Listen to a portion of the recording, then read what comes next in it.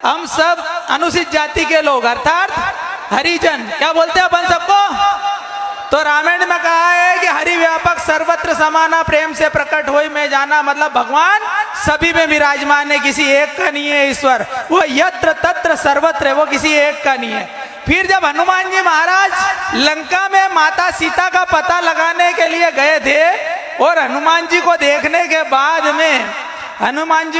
के बाद में सीता माता जब उनको देख के भावुक हो गई, आंखों से आंसू बहने लगे, तो कहने लगे कि हरिजन जानी प्रीति अति गाड़ी सजल नयन पुलकावली बाड़ी। मतलब हरि का जन, हनुमान जी को हरि का जन कहा। हरि का दूत मतलब रामदूत है ना। हनुमान चालीसा में ये दुआ कि रामदूत में मातु जान की सत्य शपथ करुणा निधान की।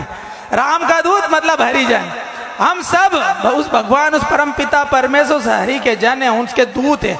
जो लोग हमको छोटा समझता है वो उससे बड़ा नीच कोई भी नहीं है। जो लोग हमें छोटी जाति का समझता है उससे बड़ा कोई नीच नहीं है, कमी नहीं है। हम सब हिंदू है, सनातनी है। एक बात बताओ, भगवान राम के वनवास काल में कितने राजा थे उनके साथ? अरे राम रावण का युद्ध हुआ, कितने राजा थे उनके साथ? कोई भी नहीं, कोई भी नहीं था। कौन थे?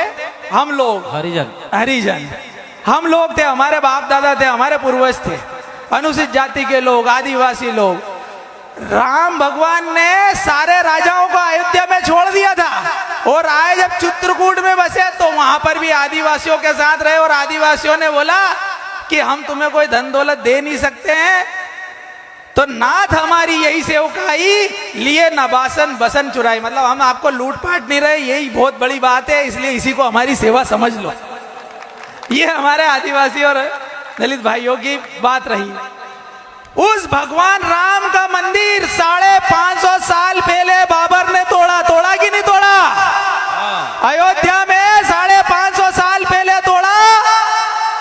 और उस राम मंदिर को बनने में बार बार अड़चने पैदा करी कांग्रेस ने।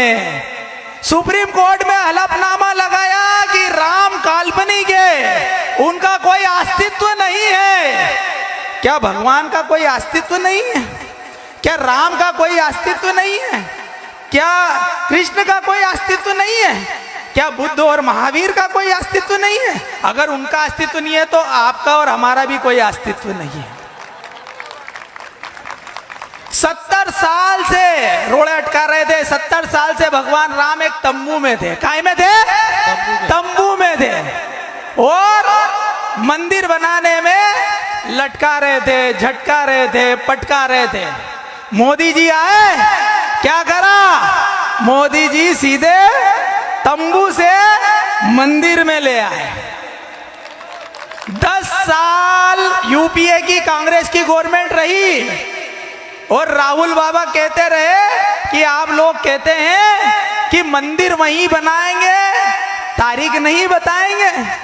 क्या बोलते थे कि आप बोलते हो कि मंदिर वहीं बनाएंगे, तारीख नहीं बताएंगे। तो अब वो समय आ गया है इन कांग्रेसियों को कहने का कि मंदिर वहीं बनाएंगे, 22 तारीख 2024 को उसका भूमि पूजन करेंगे। जय जय श्री राम। इस बार की दिवाली 3 दिवाली। कितनी दिवाली? 3 दिवाली। एक कल जो परंपरा और संस्कृति के अनुरूप हुई। भगवान राम वनवास काल 14 साल का वनवास वापस करके अपना वनवास काल काट के अयोध्या आए।